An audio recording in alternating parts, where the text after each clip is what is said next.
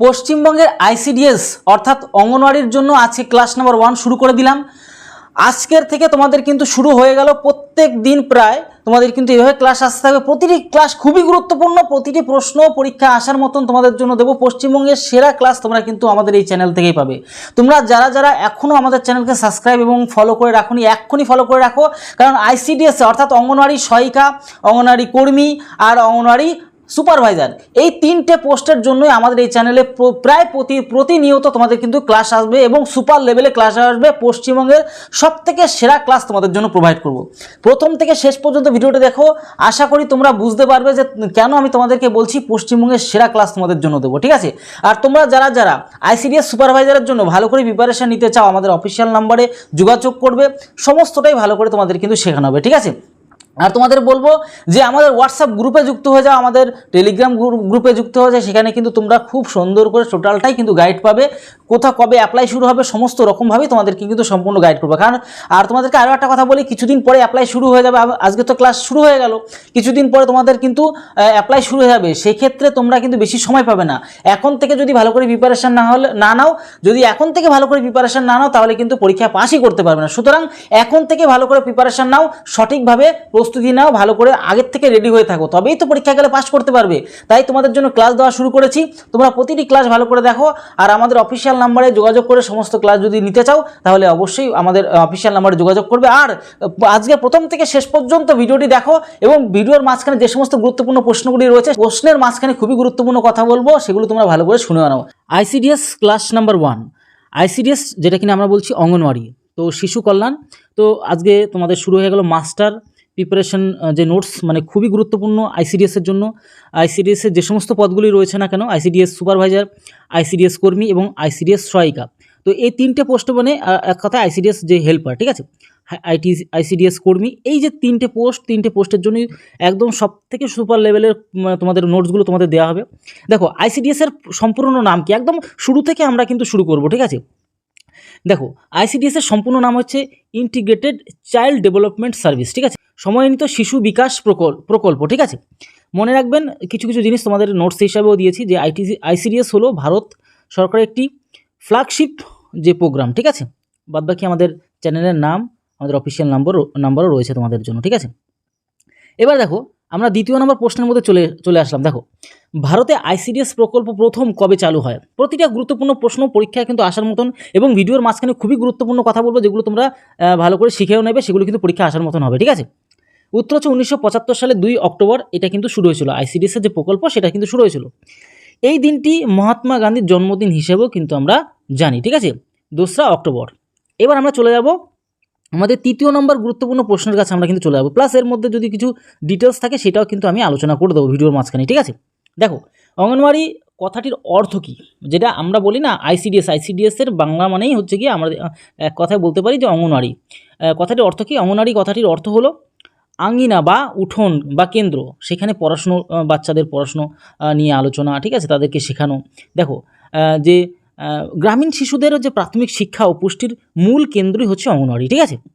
আমরা নেক্সট চলে আসবো এখানে সমস্ত বিষয়ে আলোচনা করব, ছোট ছোট বিষয়, বড় বড় গুরুত্বপূর্ণ বিষয় নিয়েও আমি কিন্তু টোটালটাই আলোচনা করব, ঠিক আছে? দেখো এই যে কন্যাশ্রী প্রকল্প পশ্চিমবঙ্গে কবে চালু হয়, এইগুলো প্রশ্ন কিন্তু পরীক্ষাতে আসবে। এই পরীক্ষাগুলো তো আসে কিন্তু 2013 সালে 1 অক্টোবর, ঠিক আছে? মেয়েদের পড়াশুনোর উৎসাহ দিতে এই প্রকল্প কিন্তু চালু হয়। মানে এই যে মেয়েদের কেন আমাদের যে অঙ্গনওয়াড়িতে কিন্তু সম্পূর্ণ কিন্তু মহিলাদেরই কিন্তু একটা জব, ঠিক আছে, কোনো ছেলেদের কিন্তু এখানে কোনো জব নেই। পঞ্চমতম গুরুত্বপূর্ণ প্রশ্ন হচ্ছে কি, যে মাতৃদুগ্ধের প্রথম ক্ষরণকে কি বলা হয় যা শিশুর রোগ প্রতিরোধ ক্ষমতা বাড়ায়? সেটা হচ্ছে গিয়ে কোলোস্ট্রাম, ঠিক আছে? এই সমস্ত প্রশ্ন কিন্তু পরীক্ষাতে আসে। কেন এই মাতৃদের যে মানে ভালো রাখা বা তাদের যত্ন রাখা, এইখানেও কিন্তু একটা কর্তব্যের মধ্যে কিন্তু তাদের পড়ে। এটি শিশুর জীবনের প্রথম প্রাকৃতিক টিকা হিসেবে কাজ করে, ঠিক আছে? প্রতিটা ভিজুয়াল আকারে তোমাদের কিন্তু দেখানো হচ্ছে, যাতে করে তোমরা সমস্ত জিনিসটা ভালো করে মনেও রাখতে পারো, ঠিক আছে? আর ভিডিওর মাঝখানে তোমাদেরকে আরও একটা কথা বলে দিই, তোমরা যারা যারা আমাদের এখান থেকে আইসিডিএসটাকে ভালো করে শিখতে চাইছো, ঠিক আছে, এই যে তোমরা দেখতে পাচ্ছ আমাদের অফিসিয়াল নাম্বার 74308859, এই 55 নাম্বার এক্ষুনি যোগাযোগ করে তোমাদের সিট বুকিং করে রেখে দাও। কারণ কি, আমরা কিন্তু একদমই অল্প সংখ্যক ছাত্রছাত্রীদেরকে নেবো, যারা আমরা কিন্তু সঠিকভাবে শেখানোর জন্য, ঠিক আছে? সুতরাং তোমরা যারা যারা ভালো করে শিখতে চাইছো তারা কিন্তু অবশ্যই খুবই দ্রুত সিট বুকিং করে রেখে দাও, নাহলে কিন্তু পরবর্তীকালে মানে আমাদের এই প্রাইস সংখ্যাও বাড়বে অ্যাডমিশনের, প্লাস তার পাশাপাশি দেখা গেলো আমাদের সিট সংখ্যা যদি কমপ্লিট হয়ে যায় তখন কিন্তু আর ভর্তি নাও নেওয়া হতে পারে। এরকম ভিজুয়ালস দেখার নোট প্লাস যেগুলো পরীক্ষা আসার মতো রিলেটেড কোশ্চেন তোমাদের সাথে কিন্তু মানে আলোচনা করা হবে, ঠিক আছে, যেগুলো পরীক্ষা আসার মতন। ভিটামিন এর অভাবে শিশুদের কোন রোগ হয়, শিশু বিষয়ক বিষয় নিয়ে কিন্তু বেশি আলোচনা হবে, রাতকানা, ঠিক আছে, নাইট ব্লাইন্ডনেস, ঠিক আছে, গাজর, পেঁপে ও সবুজ শাকসবজিতে প্রচুর ভিটামিন এ থাকে, সেগুলো খাওয়ালে ছাত্রছাত্রীদের বা শিশুদের ভালো হবে, ঠিক আছে। এই বিষয়গুলো নিয়ে কিন্তু এখানে বেশি বেশি করে আলোচনা হবে। দেখো যে রক্তপ্লতা বা অ্যানিমিয়া আমরা বলি, প্রধান কোন খনিজ উপাদানের অভাবে দেখা যায়, সেটা হচ্ছে গিয়ে আয়রন বা লৌহ। রক্তে হিমোগ্লোবিনের মাত্রা কমে গেলে এই রোগটা কিন্তু হয়। এই রিলেটেড কোশ্চেন কিন্তু ব্যাপক পরিমাণে কিন্তু আইসিডিএসে কিন্তু পরীক্ষাতে আসবে, ঠিক আছে। এবার দেখো আমরা 8 নম্বর প্রশ্নে আমরা চলে আসবো, শিশুদের রিকেট রোগ কোন ভিটামিনের অভাবে হয়, সেটা হচ্ছে ভিটামিন ডি এর অভাবে হয়। এই যে রিকেট, সূর্যের আলো ঠিকমতো না পেলেই কিন্তু এটা হয়। তার জন্য বাচ্চাদের একটু হালকা রোদে খেলানো বা একটু বড়োদেরকেও হালকা রোদে খেলা কিন্তু খুবই প্রয়োজন ভিটামিন ডি কালেকশন করার জন্য। সকালবেলা রোদটা, বিকেলবেলা একটু রোদটা, খেলাধুলো করা, ঠিক আছে। সকালের সূর্যের ভালো আলোতে কিন্তু ভিটামিন ডি এর সেরা প্রাকৃতিক উৎস হিসাবে কিন্তু পাওয়া যায়, ঠিক আছে। তাই বাচ্চাদের কিন্তু অবশ্যই একটু সকালবেলা রোদে খেলা করানো, প্র্যাকটিস করানো খুব প্রয়োজন, ঠিক আছে। চলে আসবো নেক্সট, আমরা চলে আসবো এখান থেকে, আমরা চলে আসবো 9 নম্বরেরটা। দেখো কী বলছে, ভিটামিন সি এর অভাবে কোন রোগ হয়, স্কারভি, মাড়ি দিয়ে রক্ত পড়া, এই স্কারভির অভাবে কিন্তু সেটা হয়, ভিটামিন সির অভাবে। আচ্ছা, লেবু ও টক জাতীয় ফলে প্রচুর পরিমাণে ভিটামিন সিও কিন্তু আমরা পাওয়া যায়, ঠিক আছে, সেই জিনিসটা তোমরা কিন্তু খেয়াল রেখো। এবার আমরা চলে আসবো নেক্সট কী রয়েছে এখানে, দেখো যে প্রোটিনের প্রধান কাজ কি, আমাদের আমাদের শরীরে যে প্রোটিন রয়েছে, প্রোটিনের প্রধান কাজ কি, দেহের বৃদ্ধি ঘটানো এক কথায়, ঠিক আছে, এবং ক্ষয়পূরণ ও কোষ গঠন করাতে কিন্তু ভিজুয়াল আকার তোমাদের দেওয়া আছে, গঠন করাতে কিন্তু কাজে লাগে। প্রোটিন হলো আমাদের শরীরে যে বিল্ডিং ব্লক বা ইটের মতো কিন্তু কাজ করে, ঠিক আছে।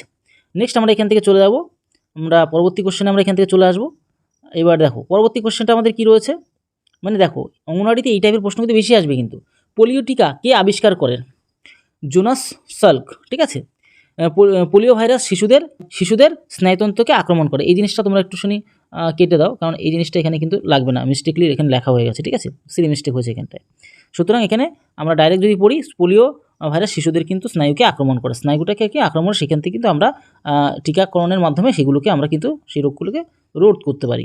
দেখো এবার আমাদের পরবর্তী কোশ্চেন, আমাদের বিশ্ব স্বাস্থ্য দিবস মানে ওয়ার্ল্ড হেলথ ডে কবে পালিত হয়, 7ই এপ্রিল, ঠিক আছে। 1948 সালে এই দিন মানে ওয়ার্ল্ড হেলথ অর্গানাইজেশন প্রতিষ্ঠিত হয়েছিল এবং তারাই কিন্তু এটা কিন্তু চালু করেছিল, ঠিক আছে, 7ই এপ্রিল। এবার আমরা পরবর্তী প্রশ্নে আমরা এখান থেকে চলে আসবো। দেখো পশ্চিমবঙ্গের ছোটো ছোটো বিষয়, এখন আমি একদম সিম্পল দিয়ে শুরু করছি ক্লাস নাম্বার 1-এ, ধীরে ধীরে টপ লেভেলের কোশ্চেন, আরও টপ লেভেলের কোশ্চেন আসবো এবং সেগুলো কিন্তু আমাদের কোর্সের মধ্যে থাকবে। তাই এখনই যত তাড়াতাড়ি সম্ভব তোমরা সিট বুকিং করে নিয়ে আমাদের কোর্সে ভর্তি হয়ে যাও, কারণ পশ্চিমবঙ্গের সবথেকে সেরা কোয়ালিটি তোমাদের কিন্তু জিনিস প্রোভাইড করতে চলেছি, ঠিক আছে। পশ্চিমবঙ্গের বর্তমান যে জেলা সংখ্যা কত, আপাতত এখন 23টে রয়েছে, পরবর্তীকালে আরও আপডেট আসতে পারে, তখন আমরা জানিয়ে দেবো। আর কবে তোমাদের অ্যাপ্লাই শুরু হবে সেটাও তোমাদের কিন্তু আমি সবার প্রথম জানিয়ে দেবো, যাতে কোনো চিন্তার কোনো কারণ নেই, আমি সম্পূর্ণটাই তোমাদেরকে গাইড করবো, ঠিক আছে। প্রশাসনিক সুবিধার জন্য জেলাগুলি বিভক্ত করা হয়েছে, ঠিক আছে, এটা তো আর বিষয়টা আর কিছু বলার নেই ক্ষেত্রে।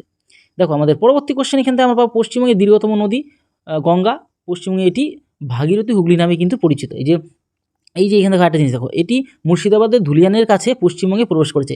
এখানে বিহার থেকে এসেছে, তো দেখো এখানে হয়তো আকৃতিটা একটু 19-20 হতে পারে, কিন্তু এইখানে ধুলিয়ান দিয়ে একদম মিডিল দিয়ে কিন্তু আমাদের গঙ্গা প্রবাহিত হয়েছে, ঠিক আছে।